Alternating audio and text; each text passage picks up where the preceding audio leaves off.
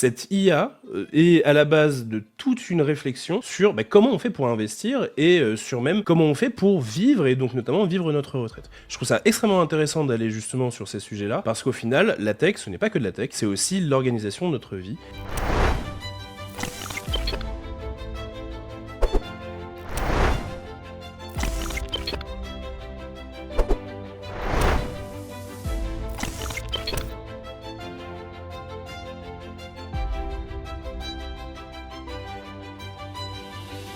On va rapidement déjà dresser le cadre. Donc le sommet pour l'IA, alors c'est pas une nouveauté. Alors le fait qu'il soit en France, oui, mais c'est un espèce de comment dire de rassemblement qui a lieu maintenant de manière assez euh, comment dire assez répétée. L'an dernier, c'était à Séoul, en Corée du Sud.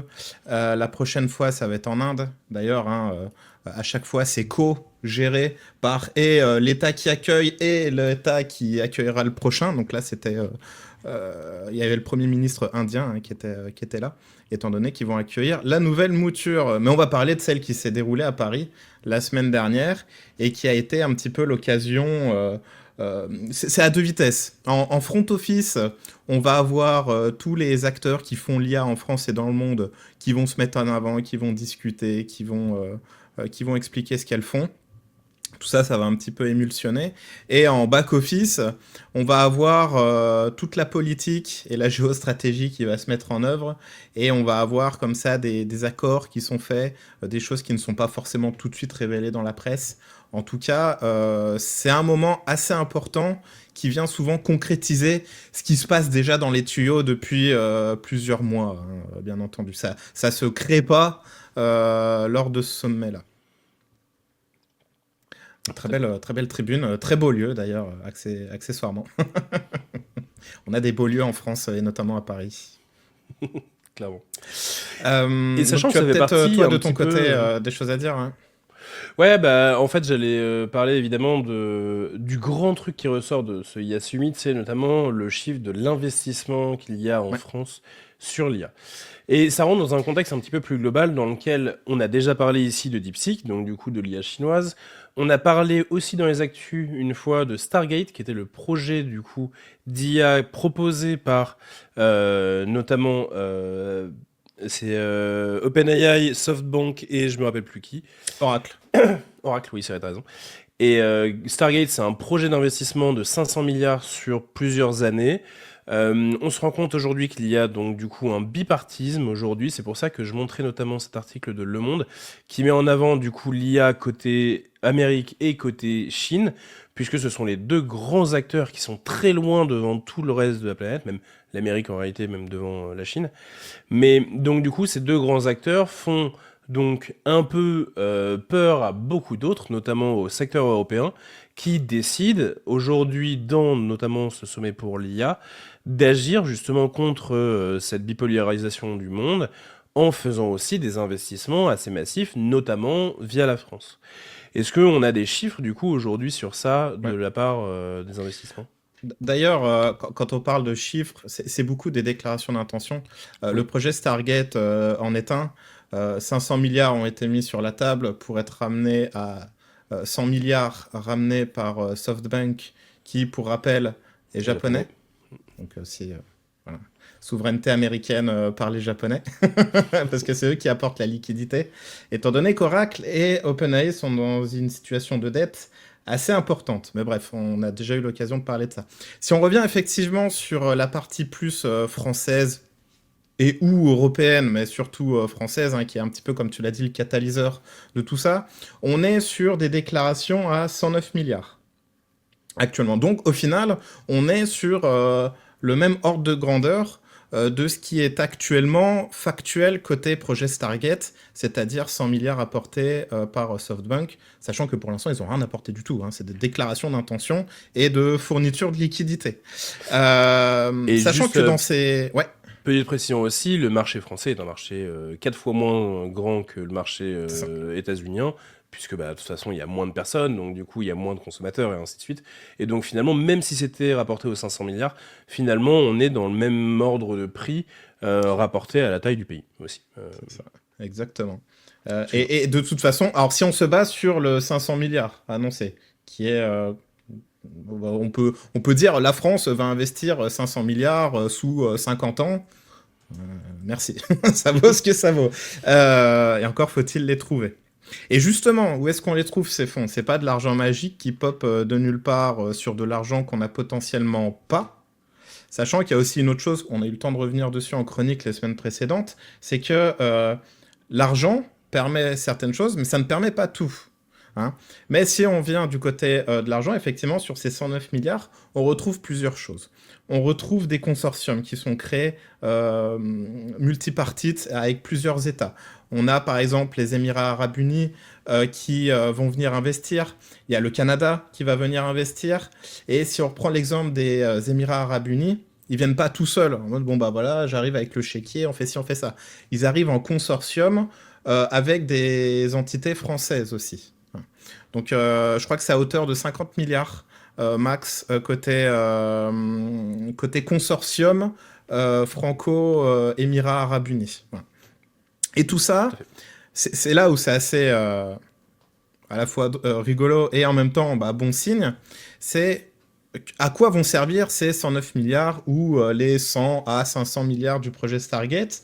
Ils vont servir principalement à construire des data centers, si on devait résumer, pour justement entraîner l'IA d'aujourd'hui et de demain et la faire tourner aussi accessoirement. Et ça, c'est un grand enjeu. C'est au-delà de l'algorithmie, au-delà de la donnée, qui est un autre gros problème, hein, mais qu'a le monde entier, hein, accessoirement. Il y a le problème de l'infrastructure et du Bien hardware. sûr. Hein.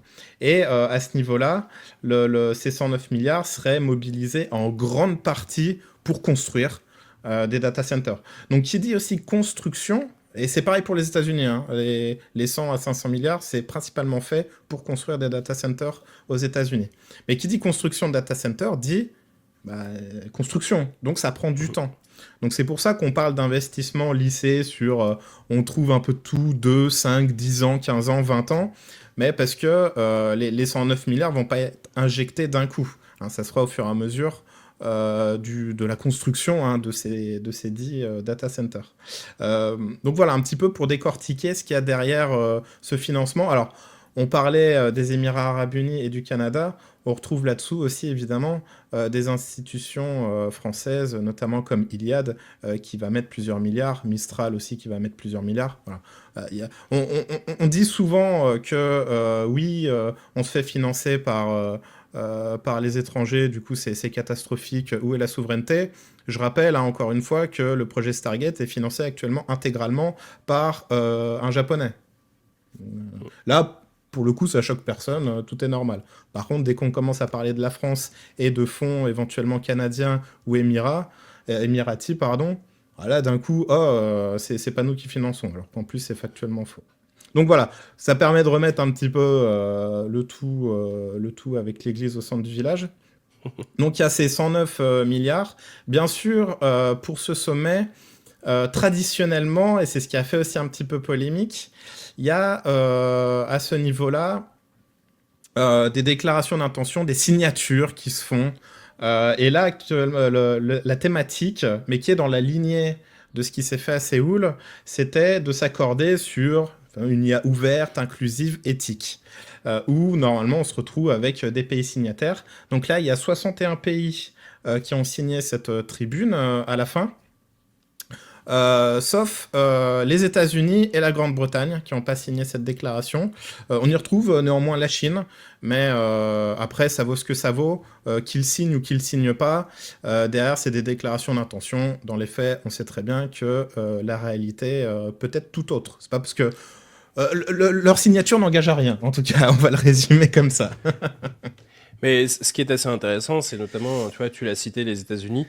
Les États-Unis, avec notamment leur vice-président, donc J.D. Vance, qui est venu à Paris, qui est venu faire son speech et qui s'est barré minute 1 sorti du speech. En fait, que ce soit les États-Unis ou le Royaume-Uni, aujourd'hui, un des problèmes qu'ils ont avec la signature de l'intention d'aller vers une IA plus inclusive et durable, c'est notamment en fait, leur incapacité aujourd'hui à produire ces IA plus durables, étant donné que beaucoup de ces IA tournent aujourd'hui dans des data centers dont l'alimentation en énergie vient d'une énergie qui est très peu décarbonée. Chose qui Exactement. est aujourd'hui vue comme étant un point positif en France, évidemment, Exactement. grâce à notre parc nucléaire. Parc nucléaire qu'on peut ou non vouloir être augmenté, évidemment, pour justement subvenir aux besoins futurs en électricité, que ce soit pour les mobilités, que ce soit pour l'IA, que ce soit pour à peu près tous les usages. Mais donc, du coup, évidemment, cette énergie qui est décarbonée attire des investisseurs qui, aujourd'hui, se disent bah, c'est intéressant d'aller vers la France plutôt que vers les États-Unis d'un point de vue image. On parle chez Alira en ce moment de RSE, donc typiquement d'accompagnement de cette transition énergétique. Et bien en fait, typiquement, l'IA en France, c'est une IA qui est un peu plus propre étant donné le mix énergétique dont il tire parti. Donc Exactement. voilà, Eh c'était un ben, petit truc. c'était un bon point pivot, effectivement, sur l'aspect énergétique, parce qu'effectivement, il faut alimenter tout ça. Et derrière, on se rend assez vite compte qu'effectivement, c'est conjoint à la prise ou la reprise de conscience que l'indépendance énergétique, notamment en France, on ne pourra pas faire sans. Déjà, on peut difficilement faire sans, mais on pourra encore moins faire sans si on veut rester effectivement souverain là-dessus. Et comme tu l'as dit, effectivement, la filière électricité, à proprement parler, par le nucléaire notamment, va être de plus en plus prégnante à ce niveau-là pour l'IA, mais aussi pour l'industrie, étant donné qu'actuellement, on est aussi en phase transitoire du gaz vers l'électricité fournie par les centrales nucléaires. Avec énormément aussi d'investissements qu'ils ont fait, une nouvelle gamme d'EPR qui est en maturation et construction. Tout ça, effectivement, pour relancer ce qui a été un petit peu abandonné limite ces dernières décennies, pour le coup. Et juste pour revenir à un tout dernier truc avec notamment l'intervention du du vice-président états-unien, c'est notamment le fait que bah, du coup la Chine a signé cette proposition d'aller vers une IA plus inclusive machin, et que évidemment leur rôle en tant qu'États-Uniens, c'est de dire bah regardez, ils signent avec la Chine, c'est un régime autoritaire qui fait que des choses mauvaises, et nous on ne veut pas être liés à eux. Et donc, du coup, libre à vous de vous lier à la Chine dans un cadre de coopération dont nous ne voulons pas actuellement. Exactement. Donc, c'est assez intéressant. C'est aussi un jeu de géopolitique. Ce sont des enjeux très stratégiques Ouais, au-delà même du simple domaine de l'IA. C'est tout le domaine de la tech et même tout le domaine de la coopération internationale qui s'est retrouvé en jeu aujourd'hui sur c'est ça. l'IA Summit, quoi. Ça, de la même manière, moi, ça me fait toujours un petit peu rigoler, ça. Parce que, par exemple, dans le domaine du spatial, les États-Unis sont pieds et poings liés avec la Bien sûr. Chine et la Russie. Il y a enfin, il y a de la coopération à tous les niveaux, à toutes les échelles, que ce soit dans la défense, dans le civil, dans tout. Et on vient pointer du doigt quand ça nous arrange que ah bah lui il est vilain, lui il est gentil, qui Bien sûr. décide pourquoi, voilà. Mais du coup, sinon, en France, il n'empêche qu'on s'en est plutôt bien sorti, puisque l'IA Summit a quand même été très fortement vu à l'international, et notamment avec des allocutions de Macron qui s'engagent véritablement aujourd'hui vers l'IA. Je voulais juste en profiter pour revenir un petit peu sur quelques petits points, notamment cette interview du coup de Micode, qui est donc un YouTuber qui a pu recevoir, enfin qui est en tout cas allé à l'Élysée pour pouvoir discuter avec Macron.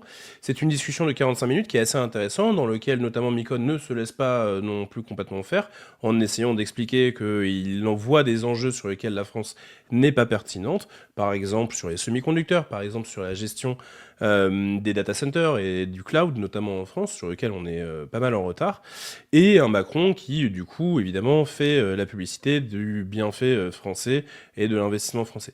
Il y a des points qui sont très intéressants, je voulais juste un petit peu prendre la parole dessus, notamment parce que ça a été mis dans le chat. Il y a des points très intéressants, donc du coup, évidemment, on le rappelle sur le nucléaire ou ce genre de choses.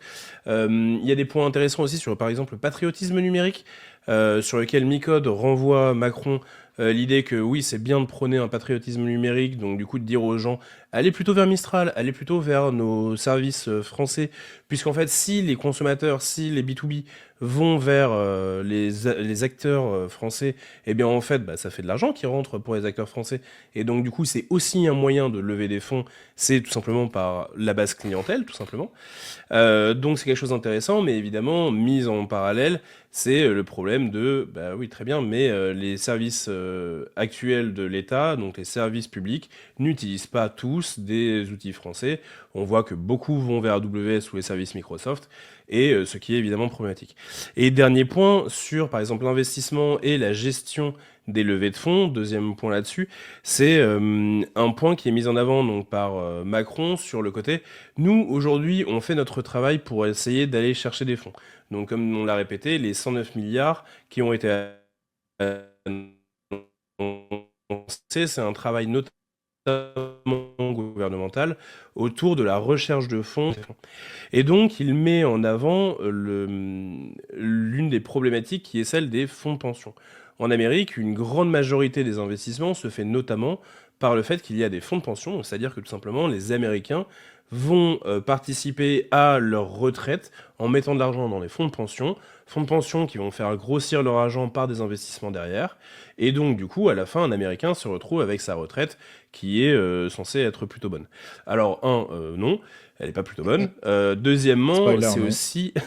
C'est aussi un choix de société dans lequel la France n'est jamais allée, c'est-à-dire qu'on a deux systèmes traditionnels, le système par répartition, le système par capitalisation, et aujourd'hui, moi je suis assez choqué parce que je suis de tradition française et que du coup j'ai 100 ans d'une politique qui me montre les bienfaits d'une politique autour de la répartition pour les retraites, et on a très clairement un Macron qui n'hésite plus aujourd'hui à expliquer que le système des fonds de pension américains est un système positif pour les investissements et que de fait, il faudrait aller vers ça, oublier finalement la répartition pour aller vers la capitalisation. Je trouve que c'est une déclaration qui est, ma foi, assez forte et qui est une déclaration politique générale qui est complètement changeante de ce qu'on a habituellement en tout cas, et qui va évidemment dans les politiques effectuées par Macron. Et donc sans parler évidemment de moi, ce que je ressens vis-à-vis de ça, positivement ou négativement, c'est en tout cas quelque chose de très fort qui est mis en avant. Et donc du coup, cette IA est à la base de toute une réflexion sur comment on fait pour investir et sur même comment on fait pour vivre et donc notamment vivre notre retraite. Je trouve ça extrêmement intéressant d'aller justement sur ces sujets-là parce qu'au final, la tech, ce n'est pas que de la tech, c'est aussi l'organisation de notre vie et je trouve ça important aussi d'aller un petit peu vers ça. Désolé pour ce monologue, Mika, mais je voulais un Hmm. petit peu en parler. La vidéo est Non, mais intéressante, je vous invite à la lire. c'est important parce qu'on se rend compte. Alors, le principe des retraites, hein, que ce soit dans son mode de financement, son mode de fonctionnement et son esprit, ça fait déjà quelques années et on en voit différents effets, que c'est en rediscussion, à minima. Et c'est vrai qu'aujourd'hui, sur ça et d'autres sujets, la problématique de l'IA devient un petit peu catalyseur de tout un tas de stratégies long terme, de fonctionnement, d'état d'esprit et de manière dont on représente le monde et dont on se représente dans le monde vis-à-vis d'un fonctionnement. Et ça, effectivement, c'est hyper important. Si on revient du côté un petit peu aussi de Mistral, actuellement, et de souveraineté, on a, comme tu l'as dit, effectivement une problématique où d'un côté, on dit faut manger français, faut consommer français, et de l'autre, on est quand même assez en profondeur investi par AWS, Google et Microsoft. S'agissant de Mistral, par exemple, ils sont actuellement énormément liés à l'infrastructure d'Azure, donc de Microsoft, pour faire fonctionner justement tout ce petit monde. Et c'est là-dedans aussi qu'il y a des prises de conscience et des pivots qui sont entrepris depuis un petit moment. Et sur cette construction de data center dont on parlait tout à l'heure, par exemple, Mistral va faire construire en Essonne, dès cette année, un data center qui permettra exclusivement de faire tourner Mistral, et donc sur le sol français et opéré par des entités françaises. Tout à fait. Bref, on l'a pas mal évoqué. Je crois qu'on a dit l'ensemble des points qui étaient les plus importants. On a évoqué Mistral, on a évoqué les investissements et la coopération internationale. On va donc laisser de côté maintenant l'IA Summit pour parler maintenant de Pectra dans une troisième chronique.